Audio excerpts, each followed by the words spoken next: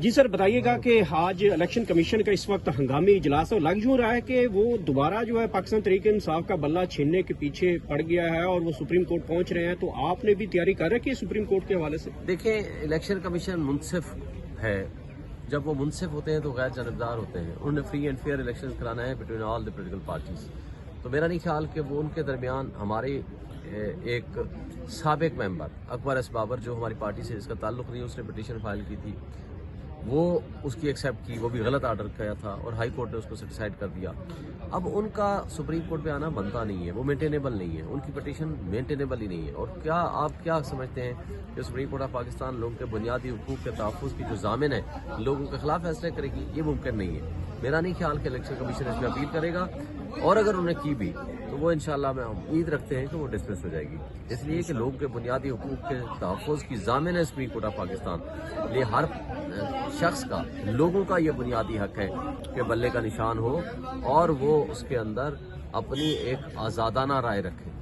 अच्छा सर, बताइएगा कि टॉप लीडरशिप इमरान खान समेत जो है कागजात मंजूर नहीं हो पा रहे, तो इसका मतलब है कि खान साहब इस इलेक्शन में पार्टिसिपेट नहीं करेंगे, शाह महमूद कुरैशी भी नहीं पार्टिसिपेट करेंगे, तो पाकिस्तान तहरीक इंसाफ का क्या बनेगा? देखिए, इस वक्त हकीकी आज़ादी की जंग है वर्सेस माफिया। लोगों का ये हुकूक के तहफ़्फ़ुज़ के लिए ये इलेक्शन की जंग है, और उस जंग में पीटीआई के तमाम वर्कर्स ने, तमाम लीडर्स ने मुत्तहिद होके, यकसू होके इसमें फैसले करने हैं।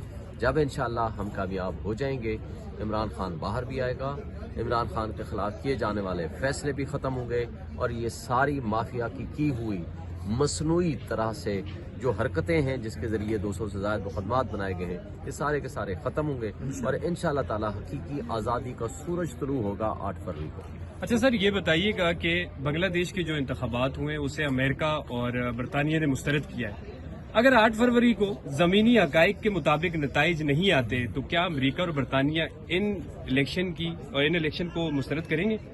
हम अमेरिका और बरतानिया को तो नहीं पता हमारा कि वो क्या कहेंगे, लेकिन हम अवाम को जानते हैं।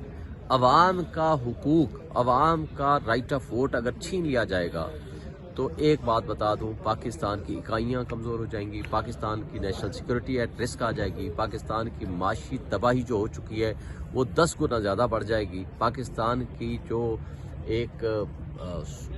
एक लिहाज से आप ये कह सकते हैं कि जो 25 करोड़ अवाम है, उनको एक ही आस और उम्मीद है, वो है कि इलेक्शन होगा, उनको राइट ऑफ वोट दिया जाएगा, उनका हक के हुक्मरानी है, उनके लोग आएंगे और इस मुल्क को बेहतरी की तरफ लेके जाएंगे। और अगर ये नहीं होता तो मुल्क को बहुत ज़्यादा नुकसान होगा, 25 करोड़ अवाम को नुकसान होगा, और जो गुस्से का इजहार है ना, उन्हें वोट पे मोहर लगा के देना है पब्लिक ने। लेकिन अगर वो वोट मोहर लगाने का हक ख़त्म कर देंगे तो वो गुस्सा किसी और तरफ जाएगा, उसका नुकसान मुल्क को होगा, और ये कोई अफोर्ड नहीं कर सकता।